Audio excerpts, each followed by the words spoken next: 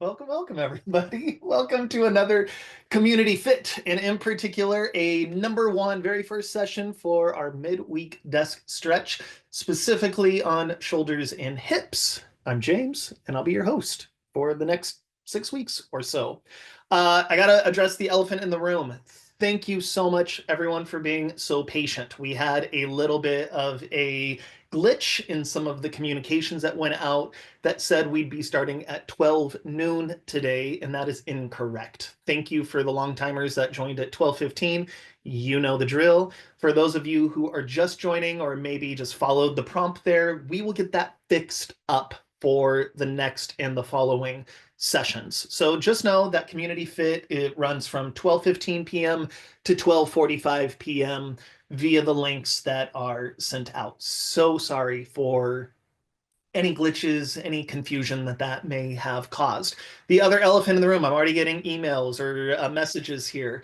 Bob is here. Bob the dog is here. He's asleep over there right now. So hopefully there will be a Bob sighting. Look for him right around this area at some point. And he'll be there. I want a show of emojis, whatever you got. If this is your very first Community Fit class, can you send up a heart, a hand, a clap, a whatever it is? Cool. So we got some new folks. Welcome. And thank you for those who continue to join. I want to say a little bit about the program, and then we're going to jump right into the stuff. So we run in 6-week segments. Wednesdays, we have midweek desk stretch. If you've joined us before for some of these classes, last session that we did is more in alignment with what we're going to be doing in the future. We take kind of body parts or focuses and sort of get a little granular, get a little detailed. We're going to revisit some of your favorite ways to move, mobilize, stretch, strengthen, embody specific areas of the body. And we also I got a lot of experience. I got a lot of weird practices that have accumulated over the years. So undoubtedly, I'm going to teach you some stuff that maybe you didn't know, maybe you've never thought of, that might challenge how you think about your body and think about embodiment and wellness altogether. So at the end of the day, pick a few of the things that you like from the session, some of the things that maybe challenge you, that you find a little weird or a little hard, and start to think about how you create a library of practices, options, and choices that work for you. What we'll be exploring is just, again, some options and practices, some of which may not work for your body. Maybe you just don't like them, or maybe they hurt, or maybe they don't do anything for you. You can kind of put those to the side and pick the one or two things that you really enjoy from today and the one or two things that are appropriately challenging and continue to practice them. You're not going to get better in 30 minutes a week. You got to kind of learn some stuff and then put it into action, put it into play. I will always stick around to answer whatever questions you have about the class at the end. And so you can drop those into the chat at any time and we'll review at the end, or the Q&A function if that works better for you. Maybe you're thinking as it goes along, like, I don't want to forget about this. Just drop it in and we'll revisit that at the end. I typically don't answer a lot of questions as I'm teaching because I'm here teaching. And again, we follow kind of a format. So what we're going to start off with is some nervous system regulation work at the beginning. And we get kind of in specific in this class. We spend just a little bit of time. So if you have a nervous system regulation practice that you enjoy doing, feel free to do that. What is a nervous system regulation practice? It's something that makes you feel kind of calm, a little grounded, gets you present in the moment. I'll guide you through some of my favorites, and maybe along the way you'll learn some of your favorites, or bring them with you, whatever that is for you. If you are enjoying the nervous system work, as Alicia said earlier, join us on Fridays. Our Friday Adjusting to Change Toolkit program, our ACT program, is all about nervous system regulation, specifically about dealing with change. Last series, we talked a lot about relational intelligence, meaning how do we relate? How do we be more connected to people through the lens of why that's good for your nervous system? This series, starting this Friday, 12:15 to 12:45 p.m., we're going to talk about nervous system regulation work, and it's how it holds hands with psychological fitness. So last time we kind of talked about you in connection with other people in the world. This time we're going to kind of talk about you being better connected to yourself and how you go through change or perceive changes and questions in the world, right? So that's Friday. Like I said, we're going to start off with some nervous system regulation work. We've got about 25 minutes of practice that we're going to play with. We're going to talk shoulders and hips this time around. So kind of those four major joints. I teach from a physically typical body, meaning all of the joints, all of the limbs, everything works in a typical fashion. If that is not you, feel free to drop whatever questions you have in the chat and we'll kind of make it work for you as best as we can. Also, feel free to adapt, play, modulate, modify, whatever it is that I'm teaching. Now, last bit of kind of announcement before we jump in. Like I said, we're going to do shoulders and we're going to do hips. Hips are pretty straightforward when we're dealing with body parts, right? Like there's some pretty predictable rules that they play by. Shoulders are not typical. They are not rudimentary. They do not play by the same rules as the rest of the body. And that's how I want to kind of start today, is sort of a paradigm shift about shoulders. Number one, when I'm saying shoulder, what I'm referring to is shoulder girdle. So we can think kind of from the base of the neck to kind of the upper chest in this area of the body. So it's collarbones, it's some ribs, it's some shoulder blades, it's where your arm bones connect into the rest of the skeleton. Now, why is this important? Well, you're a human being, chances are, and you're probably thinking about your anatomy, your shoulders, from a very Western Cartesian kind of bits and pieces, how everything fits together format. And you're thinking, well, my arm connects in and sometimes it hurts in my shoulders. Sometimes I get some neck and shoulder tension. It feels kind of crummy. I need us to kind of shift paradigms a little bit from just the idea that there are some arms to what are our arms used for and what is the anatomical structure of that. And we're going to try to make it make sense. Your arms have more in common with brachiators, the kind of monkeys, apes that swing from the trees. So think spider monkeys, think even to a degree kind of chimpanzees, right? Your arms and shoulders by proxy are designed, need to be, are at their healthiest when your arms are above your head more often than they are below your neckline. Unfortunately, so many of us don't get our arms above our heads enough, and especially under tension. That could be just hanging on a branch. That could be reaching and pulling. That could be a pull-up. Doesn't have to be, but it could be. Anything like that. And here's the paradigm shift. I want you to think about where the majority of your muscles and the majority of your bone structures that are shoulder related are actually located. They are not above your shoulders. They are actually below. So you got some lats, some traps, some meat in the back body there that actually have everything to do with the integrity or the health of your arms. So we're going to play a lot with how do we get our arms above our heads? How do we kind of move and explore the space above us, in front of us, behind us, to the sides? And for some of your bodies, because we're not used to that, it's going to feel uncomfortable. And I'm going to leave it up to you to determine what of these things are good for you to do, where's the boundary for you, knowing that a little bit of discomfort, a little bit of like kind of moving through mud, right? Where it's difficult, but it's not impossible. That's probably going to be good because the world does not require, the way it's set up does not require us to get our arms above our heads and kind of move and pull and use them enough. And that's where we're going to spend quite a bit of time when we're talking shoulders, especially over the weeks. Today, I just wanted you to be thinking about that as we move forward through our series and as we're exploring and playing today, right? So enough talk. let's get started. Nervous system regulation work. I'm going to start off with like the simplest version of it. Take a regular human being inhale and then exaggerate, prolong, extend your exhalation. Regular human being inhale, exaggerated exhale.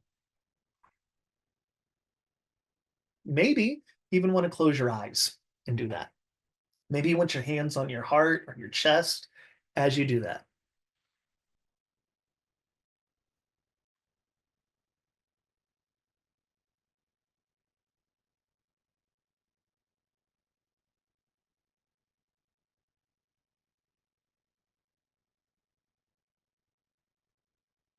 And then just begin to kind of rock right and left.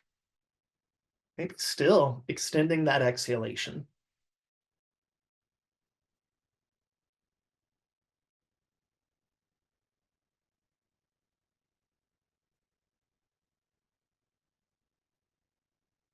Two more, whatever it is you're doing now.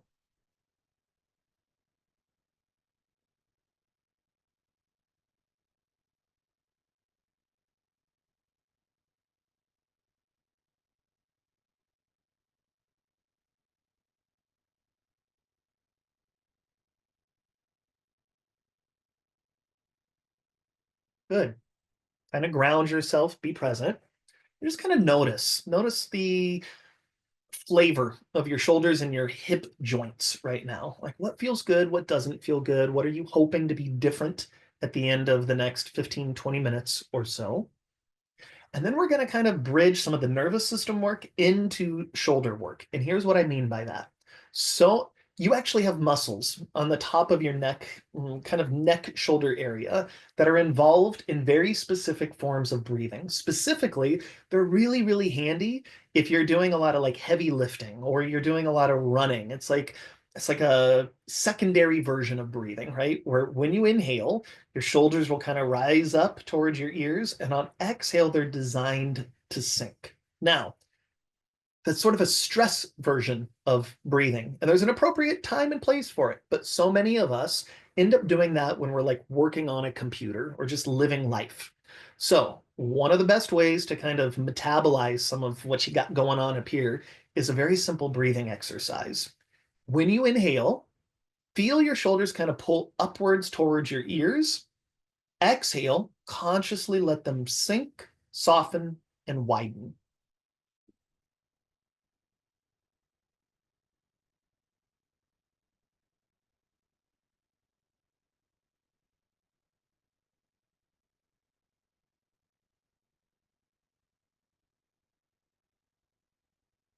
As you continue to do that, right? Inhale, they pull up towards your ears.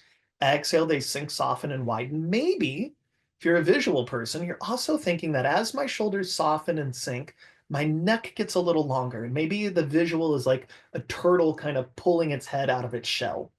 So inhale, kind of go into your shell a little bit. Exhale,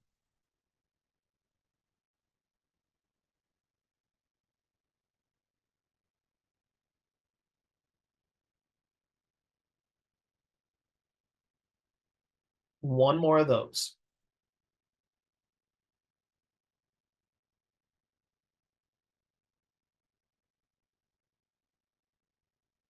And that might be something to just think about as we continue to explore and play today.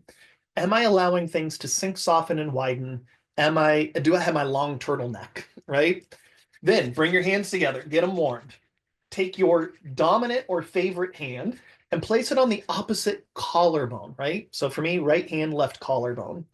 And I'm just going to kind of massage and feel that bone. And maybe for the first time today or ever, I'm acknowledging just how long and wide that collarbone actually is.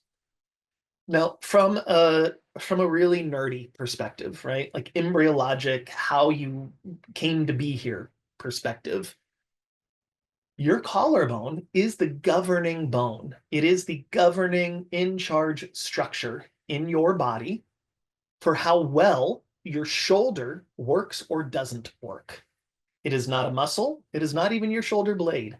It is your collarbone. So we're going to spend some time getting acquainted with the collarbone and the way that it moves.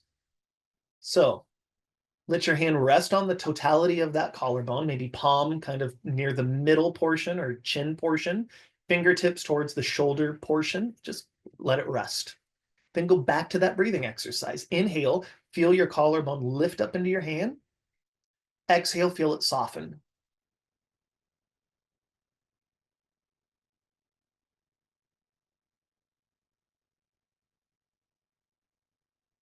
One more.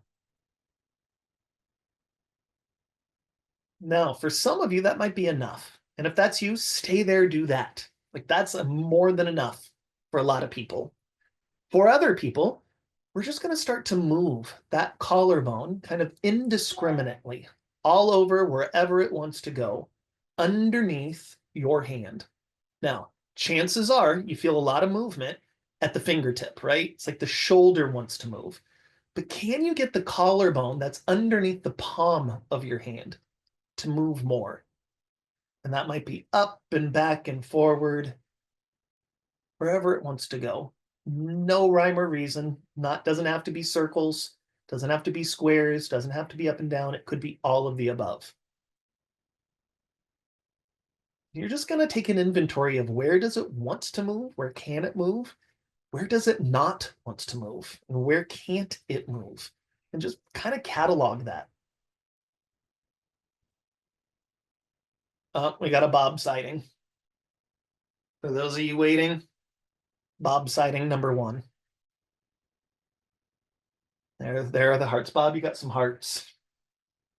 He's got a fan club. I think probably a third of you don't even show up for me. You show up for that right there. Okay, then we're gonna take that hand. We're gonna slide it underneath the armpit, and that's it. That's all you're gonna do.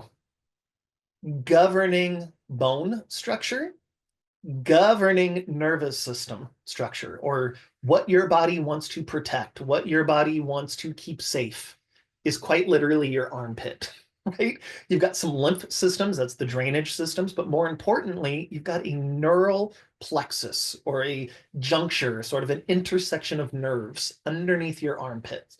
And your body will kind of stiffen and tighten to keep things like blood vessels, nerves, lymph safe. And so if your body is perceiving danger, perceiving stress, anxiety, whatever it is, it will kind of clamp to keep everything safe. So we're just going to let this relax. Just let this process. Then, wherever that hand is, the meat that's kind of underneath it, that's your pec muscle. So you're just going to kind of squeeze that pec muscle on a scale of 1 to 10, 1 being nothing, 10 being a lot. We're at about a 3, maybe a 4, right? So it's not a heavy lift. It's not pinching. It's just kind of holding. And then I want you to imagine you're going to kind of pull, and I'm going to exaggerate, pull that muscle away from your armpit. That muscle can kind of get locked down on the ribs, and that's going to keep that arm from being able to move. Why? Because that arm wants to lift. So I'm just going to kind of hold right here. Now, again, some of you still might be on breathing. Some of you might be on a hold. Some of you might be on a collarbone. There's no right or wrong way to participate in the class. But you're going to hold, and then you're going to do that arm lift, right? And I don't care if it's a straight arm. I don't care if it's a reach, whatever it is. As you lift that hand, the hand that's got a hold of that pec muscle, it's like you're going to pull it away from the armpit a little bit more. And then you're going to feel that as you lower that arm back down, you're going to feel the meat in that hand kind of soften. As you lift, you tug. As you lower, you soften. Now, if you find yourself lifting your arm in the same way, try some variability. Maybe it goes up and out. Maybe it crosses. Maybe you reach back, whatever it is, right? But the rule, lift, squeeze, soften. One more. And soften. Now, we spent some time here. We spent some time here. Let's shift to the back side of the body. Behind, this is my left arm. Behind that left arm, behind my left chest, is a shoulder blade. It's your scapula. I want you to just kind of start to move that shoulder blade, right? You're going to notice it feels it looks a whole lot like moving your collarbone. It's like the reciprocal bone in the back of the body. Here might be a good visual. Imagine that shoulder blade in the back as an eraser, and your back ribs are like a whiteboard with a bunch of words and formulas and whatever written out. And you want that shoulder blade to start erasing what's at the top of that board, what's on the right side, the left side, down low. And again, you're just kind of indiscriminately moving that shoulder blade. And guarantee you're going to find areas where it moves easily and some areas where it just doesn't. Just kind of pay attention to where that is. And maybe you need to slow down in some areas. Maybe you need to breathe through some areas. We're not trying to push past anything. We're just being present with what is. Then pause. And for just a brief moment, just become aware, a little mindful of how your right side versus your left side feels, the side you worked on and the side you haven't. Just what words come to mind? For me, my left side here, a little more relaxed, a little sunk.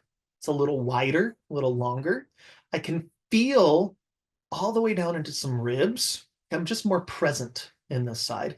And if I go expand it, it's like I can even feel my left hip and my left leg in a very different way than I feel my right. I didn't even work on those. It's just kind of waking up that side of the body. And then let's do the other side. We're going to move a little quicker on this side because we've already kind of got the routine. So warming my hands up here, little rub, little wake up call.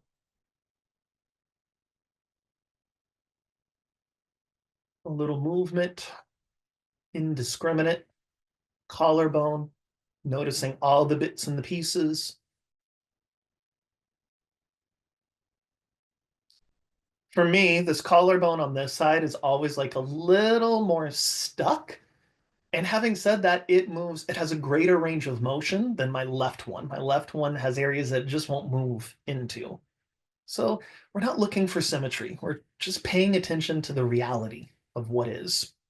Then, right into that armpit, let the heat and the hand do the work. And remember, it might be appropriate for you to pause, stop, and be in one of these movement practices and not move forward. That's totally okay. And then a little pull. Yeah, so we got a comment here that this shoulder clicks. Here's what I have found. Like, let's say the click happens like right there, right? Sometimes if I kind of slow down, breathe, move a little more thoughtfully, it's like I can kind of bypass the click or kind of navigate just around the click. Also, a lot of the clicking that happens is not problematic. Then I'm going to do the reach. It's got that pull. Reach and tug and release. Reach and tug and release.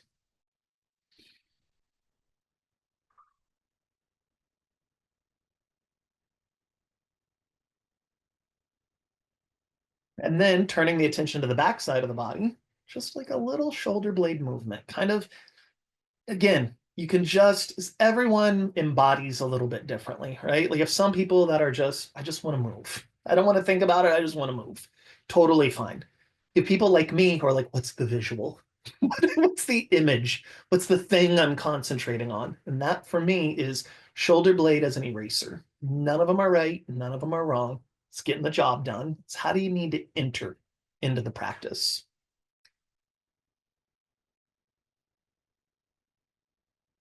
Bob's getting comfy.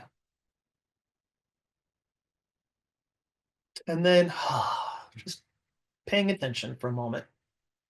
Now, we have a left side and a right side. Let's kind of bring them together. So I'm going to take hands, get them warmed.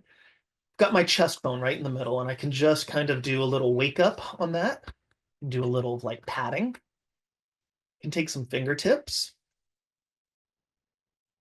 waking up that collarbone or the chest bone, the sternum a little bit.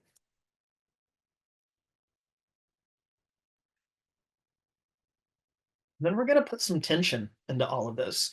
First thing is hands are going to grab a hold of the opposite wrist and we're going to tug. And you probably feel something happening between the two shoulder blades, right? Squeeze, release. Tug, release. Tug, release. Switch your grip. Tug, release. Tug, release. One more. Tug, release. Now, get the front side connected. Put your hands together. And you're going to kind of push them together. And you probably feel some pec activation. And release. Push, release. Push, release. One more. Push, release. Take and just flick your fingertips and get some of that tension out. Like really, like you're flicking water off of your hands. And then maybe some like flamenco hands. You're just making some organic shapes, right? I can also think of it like a kaleidoscope. Like how many different shapes can my hands make? And then maybe there's just a shake and then a shake. Shake, shake, shake, shake, shake, shake, shake. Just notice. Now, because we're kind of tackling two regions in these 6 weeks, let's switch our attention down into some hip area, right? Here's where we need to start with the hips. Just like your collarbone is sort of the governing body, the governing bone of the shoulders, your pubic bone and your tailbone are governing bones of your hip joints. Tailbone, pretty much everyone knows where that is, right? Like I got my spine, tailbone's at the very, very bottom. Pubic bone is in the front. So I've got my two sides of my pelvis that come together and connect low in the front, pubic bone. That area is sort of what governs hip integrity. We think of our hips sort of as, just in the same way like arms are down here when arms should really be up here. Hips are thought of as like leg bones inside of a hip socket, right? And we kind of don't pay attention as much to things we would rather not think about, which is pelvic floor, what's going on inside of us in the pelvis, and the way the sacrum, the back body, connects into that pelvic floor, and how breathing and abdominal and like sexual organs and intestines kind of play into how healthy and movable are my hip joints or not. So we kind of need to expand our definition and our understanding of those hip joints. So here's where we're going to start, and we're going to kind of revisit this in a deeper practice in weeks coming up. Sit in whatever chair you're sitting in right now, and I guarantee you this is the best hip practice I can give you. Sitting in the chair, if you have a firmer chair, all the better. Let your feet kind of touch the floor. Sit up tall without like forcing yourself tall. It's like a relaxed, easy conversational tall. And see if in your body you can locate either your pubic bone in the front or your tailbone behind you. Like, where in my body is this? And then start to rock right and left just a bit. And when you rock to the right, you're going to feel a hip bone, a sit bone underneath there. It's like the bone underneath the butt cheek. And the same is true on the left. So I'm kind of rocking butt cheek to butt cheek, but I'm going to feel those bones. And if I don't feel those bones, I'm just going to kind of like maybe shift my weight a little forward or a little back until you feel bone somewhere on the right and the left. And then pause in the middle where you can more or less feel a right and a left sit bone, butt cheek bones. And then in your imagination, visualize where you could imagine either a pubic bone or a tailbone. That pubic bone tailbone area is kind of middle, and then I have a right sit bone and a left sit bone. And I'm going to be really clear with my language here. The invitation is for you to squeeze, pull together, contract, bring closer the two sit bones towards the middle, either pubic bone or tailbone. I'm bringing right and left sides closer to middle, and it's action oriented. And then in contrast, I'm going to choose to relax, yield, let go, and widen my sit bones away from pubic tailbone area. I cannot make that happen. I cannot squeeze and push it wider. If so, you're probably arching your back or doing something else, right? It is a conscientious squeeze pulled together towards midline, and then a relax, yield, widen, contract, let go. And just keep playing with that. And notice you probably have either a right or a left side that's like easier to contract and a side that's probably not as easy. And that's fine too, right? The invitation here is for you to make this, what we're doing right now, part of your homework this week. Because next week, when we dive into some like hip movement things, what you will be practicing, the guiding light for all of it is, can my hips and my sit bones feel wide, relaxed, yielding, and letting go versus contracting and pulling together? So it is how wide, relaxed, and let go can I get while I'm doing the movement? Maybe for your upper body, you pick one of the things that we practiced earlier and you make those your homework for the next week. I'll stick around for whatever questions you got. Thank you for joining us. Alicia, if you want to come on, say anything. Used to my mouse. So those were Kegels, weren't they? There is an element of that, but we're Yeah. not concentrating on like a pelvic floor. Pelvic floor. What we're Okay. concentrating on, because like when you squeeze and pull it together, you probably also feel some like butt cheek and abdominal contraction Yeah. there. And then Yeah. and then it's the letting go. And here's the thing Okay. about Kegel exercises in particular. More, especially, I'm going to be really clear, more women need to practice letting go versus the Oh. squeezing of the Kegel. Most pelvic floors are hypertonic to begin with. They're already Oh. tight. And so a tight pelvic floor will have some of the same, for lack of better words, issues as what people imagine loose pelvic floors will have. Too I tight see. means too tired.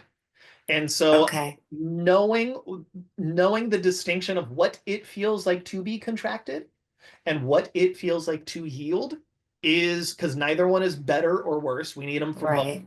But it's Need both. understanding and having that embodied experience with what a contraction versus a yield feels like. And yield is often really uncomfortable for people because this jumps into our nervous system work. Yield means I'm vulnerable. Yield, Vulnerable. I'm Right. relaxed, I'm settled, I'm allowing you to see, to be seen. And that's really, really difficult for a lot of people. Wow, great. Oh, great explanation. Awesome. Well, thank you, everybody. I am going to, right now, I already have it in here. That is the link to our YouTube playlist for last session's 6 weeks worth of classes. So we aren't able to get recordings for the classes during the session, during the block, during the 6 weeks, but you'll always have the recordings from the last 6 week session. So I put the link in there now. So if you wanted to grab that, then if you do miss a class here and there, you'll at least have something that you can go to supplement during the 6 weeks. So with that, thank you so much for joining us, and Yeah. hopefully we'll see you on Friday, and we will get that timing, that Zoom timing for your calendar fixed. And there's Bob. The real star of Community Fit, the Yes, he reason people show is. up. Awesome. All right, everybody. Thank you. We'll see you soon. Bye, everybody. Bye. Oh,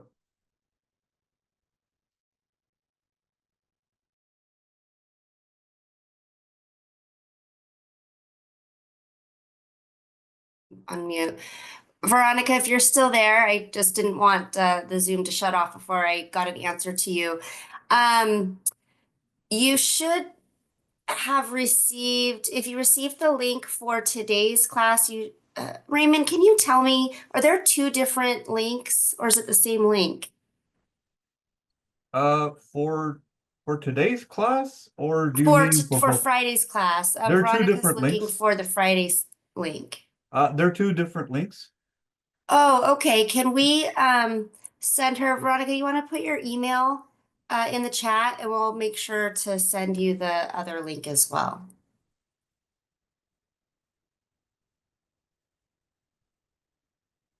She's still there.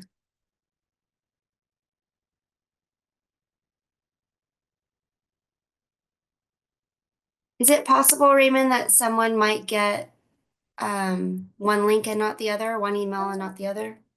I'm not sure how that Uh, works. I'm not too sure about that because that's something marketing would have set up for the Right. email blast. But I don't think so. Okay. But All perhaps right. I Well, can I'll find just it. take down her name. We since I don't know if she's still on. I'll just get her email and make sure that she gets the other Zoom link. Sue Ella. Okay. Okay. Thank you. Thank you, Raymond. Thanks, everyone. Bye. Bye.